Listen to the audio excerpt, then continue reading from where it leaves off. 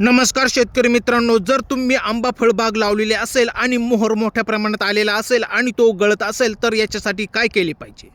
तर त्याच्यासाठी मोहर फुटण्याच्या अवस्थेमध्ये किमान तापमान घट झाल्यास 1% 10 ग्रॅम लिटर पाणी पोटॅशियम नायट्रेटची फवारणी करणे खूप गरजेचे असते. त्यानंतर पालवी पक्व करण्यासाठी 05234 7 ग्रॅम लिटर आणि 0050 7 ग्रॅम लिटर या खतांची फवारणी करणे खूप गरजेचे असते. त्यानंतर मित्रांनो, मोहर दिसल्यानंतर 20% मोहर फुटला की हलके पाणी देणे सुरू करा.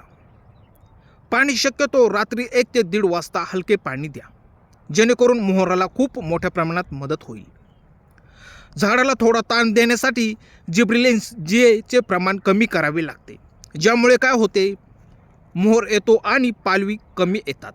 त्यामुळे मोहर येण्यास खूप मदत होते. जास्त थंडी असल्यास रात्री बागेत शेकोट्या पेटून धूर करा, यामुळे मोहराला खूप मोठ्या प्रमाणात मदत होऊ शकते.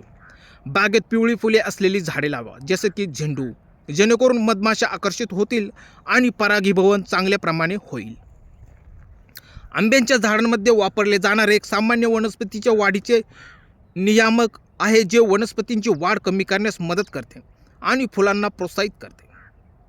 इथेफॉल आणि NAA देखील फुले येण्यास, फुलांच्या कळ्या गळण्यास आणि फुले पिकवण्यास प्रतिबंधक करण्यास मदत करतात.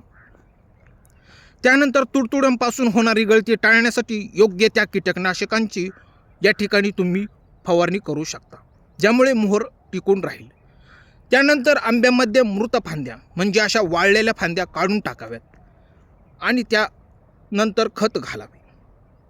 मित्रांनो, मोहर गळण्याची अनेक कारणे आहेत, तर ती तुम्ही बघू शकता. त्यामध्ये तापमान आणि आर्द्रतेतील चढउतार, म्हणजे तापमान जर वाढले तरी आंब्याचा मोहर जास्त प्रमाणात गळतो आणि जर थंडी असली त्यामध्ये पण मोहर गळण्याचे प्रमाण खूप जास्त असते.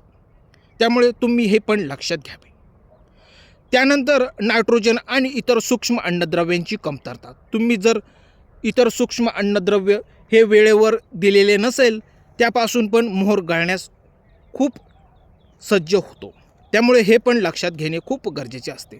त्यानंतर शेवटचे आहे रोगांपासून, म्हणजे तुडतुडे, मावा, बुरशीनाशक यांची फवारणी वेळोवेळी करणे खूप गरजेचे असते. यांनी पण मोहर जास्त प्रमाणात गळतो आणि वेळेवर फवारणी केली तर मोहर जास्त प्रमाणात टिकून राहतो. तर मित्रांनो, कसा वाटला व्हिडिओ? धन्यवाद.